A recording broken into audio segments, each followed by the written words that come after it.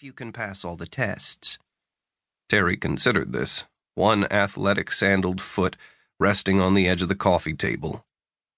The idea wasn't necessarily repellent, but Terry had always assumed he'd graduate college and take a job in his dad's firm doing, well, something with money. Whatever his dad and older brother did. He'd rent an expensive apartment in the Loop, spend every night with a new girl, and basically stay drunk until he hit 35 or so and was required to churn out grandchildren. "This is the end of the road for us, son," added his father. "Your brother and sister are settled, and frankly, we're tired of parenting. You can do this, or you can be on your own." "I don't care what my friends think about you working at Target," his mother put in. "I'll be in Palm Springs anyway." Huh. Terry rolled the idea around in his head like he was tasting a new microbrew. A beat cop? The idea wasn't exactly sexy. Then again, some girls were into guys in uniforms. And within a couple of years, surely Terry could advance up to captain or lieutenant or whatever, and eventually run the whole place. Maybe then he'd transfer over to the FBI. He could see himself in a tailored suit and expensive sunglasses, posing next to a corpse with a studious frown on his face as he spotted the crucial piece of evidence that had stumped all the locals. FBI agents had to get a ton of ass. "Okay," Terry said. "I'm in." The physical tests were a breeze, and for the first time in his life, Terry did do a little studying for the written exam. He passed with 2 points to spare, and very soon the department was sending him off to train at the academy. Terry's future, which he had always seen as hazy but bright, was at last decided. Beat cop, to detective, to chief, to FBI agent. Nothing to it. Terry muddled through the academy and his probationary years, but the only part of his job that he really enjoyed was the physical stuff.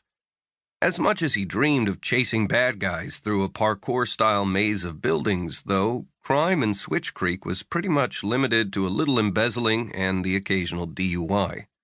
He couldn't believe how boring cops' lives were. He did have a brief spark of renewed excitement when he was 27 and the public became aware of the existence of vampires. For once in his life, Terry followed the news fervently, and he was elated when the state of Illinois, like several other states, grew tired of Congress's indecision and declared the consumption of human blood illegal. Terry's patrols were briefly more exciting as he told himself fantastical stories of Terry Anson, vampire hunter. He imagined catching a shade alive, which would surely let him leapfrog right over to the FBI's new vampire division. Within a few weeks, however, Terry finally realized that shades had about as much of a presence in Switch Creek as serial killers. In fact, no cop in all of Illinois had managed to spot anyone breaking the new law. It was a colossal disappointment. By then, 7 years had passed without a single promotion, and Terry had begun to get angry. All of his high school friends had graduated from law school or med school, paid for by their parents, of course, secured jobs in the city, and were coming back to settle down and start families.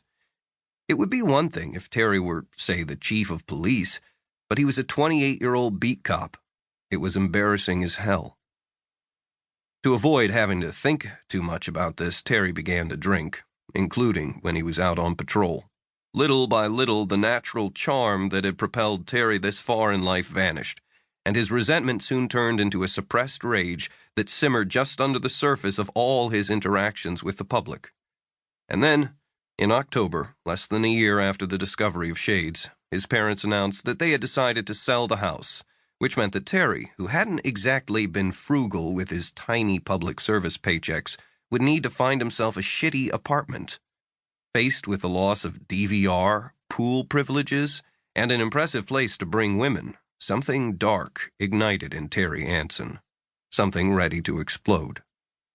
The situation could have followed a predictable progression into alcoholism and disgrace, turning Terry Anson into another of the cautionary tales that mothers in Switch Creek told high schoolers who didn't want to study.